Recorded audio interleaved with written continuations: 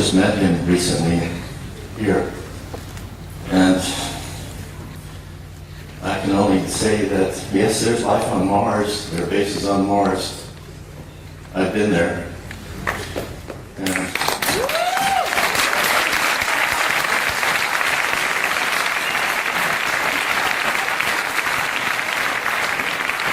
I didn't even get started on telling you some of the things I wanted to share this afternoon about who and what is on the moon and Mars, but Henry Hill. I just, it's a long story, as he said. There's not enough time to put it all together. Except that it's a positive story. It's not one of fear. He showed a picture of the Mother Earth, and it's giving birth, and there's birth pangs, but there's a child that's being born. And just forget about the fear, because that's just a really temporary thing. There she is.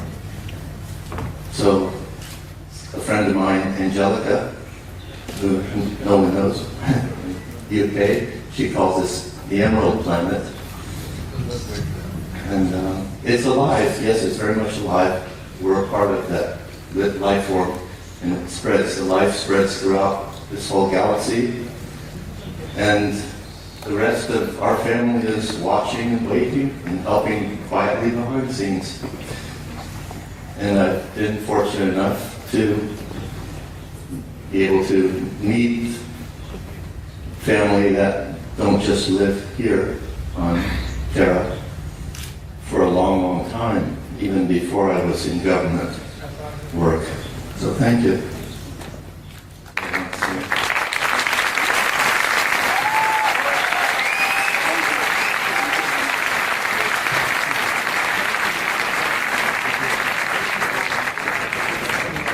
Ladies and gentlemen, am I still broadcasting? Henry Deacon, for those of you who don't know.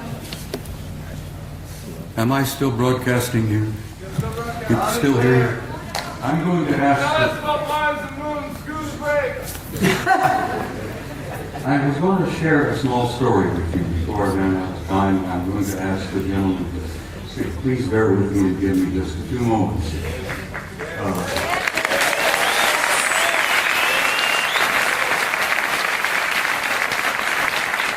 Let this start over.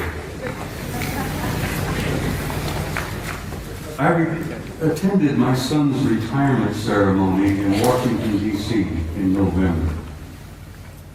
My boy retired in November in Washington as a full captain in the United States Navy after 30 years of service. And while I was at this retirement party, the room was filled with admirals and generals, and retired commanders and captains and so on. And we all had something cool in our hands, and we were all moving around among each other, amiably and relaxed, you know. A retired Navy scientist, whose name must remain untold, came up to me, nudged me. He says, "I know you." I said, "Yes, I'm Eric's father." No, he said, "I know you. You're that notorious retired command sergeant major with the big mouth." And I said, "Yes, I go to that." He says, "I had to share something with you before the party was over." He said, "I retired several years ago." He said, "My last job was at a government laboratory in Nevada, a few miles from Las Vegas." He says, "I am a plasma fusion physicist. That's my expertise. That's my training, my background, not being a scientist." I thought, what? Plasma fusion physicist? He said, "Yeah, I work at this laboratory outside of Las Vegas." He says, "It's not commonly known, but it's a rather secret." He says, "I worked 5 years with 2 guys who were not from here. They were from somewhere else." And he says, "They were delightful people. They were scientists, they were working with us, they were assisting us, they were encouraging us and offering us ideas and possibilities and one thing or another in plasma fusion, which is infinite energy forever. But he says, I got to know them pretty well. And he says, after a couple of years, he said, I went up to one of them and I said, what do you guys really think of us human beings? And this chap, from somewhere, said, well, since you've asked, we think you are how did he word it? A primitive, savage, and dangerous race. And the scientist said, I had to agree with him. We are. We're a primitive, savage, and dangerous race at the moment. The other chap was standing there, who had been listening in. He was also from somewhere. Said, you also smell bad.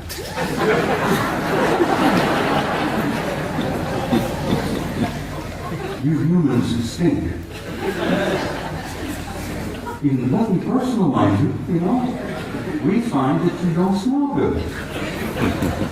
And the scientist said, my first thought was, I didn't spray out of my arms this morning for many years. And they tried to explain that we humans have a psychic odor about us that they pick up and they find it terribly offensive. But it hit me in the eyes because when I was a boy growing up, my grandmother used to say, if we could only see ourselves as others see us, it would help so much to develop our integrity and our character and all that. And that remark from my grandmother hit me, that we were getting this so-called from a horse's mouth, from one of our extended family out there, that you're primitive, savage, and you're dangerous, but you also stink.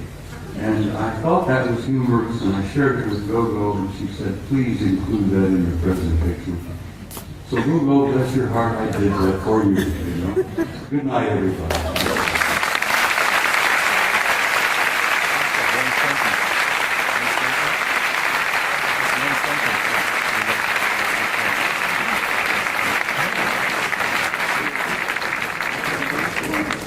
One sentence. It relates directly to what Bob has said. If you want contact, raise your spirit high. And that's what they want. Because they don't want to mix with you with your savage beasts. It's that simple. Just relax and be happy and work with each other. It's a very simple message. Thank you, Henry. Thank you.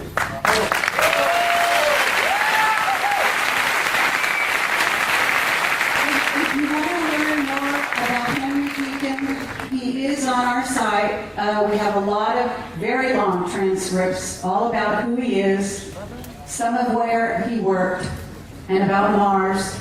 We also have a video called Jump Room to Mars, in which David Wilcock and Bill Ryan and I discuss some of what he told us.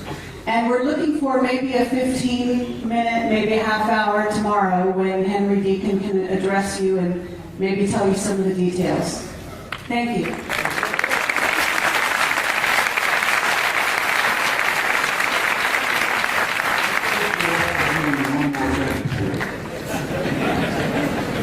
I must add this. I have traveled all over the planet and I've spoken at conferences all over the globe and all over the United States. I have never been to a conference of this nature without there being at least one and generally two of the others in the audience.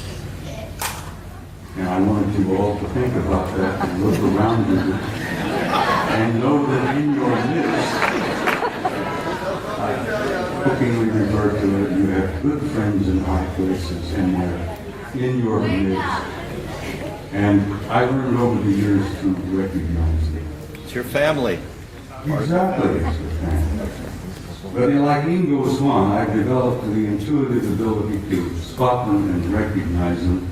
And now I have them coming up to me in conferences, introducing themselves to me.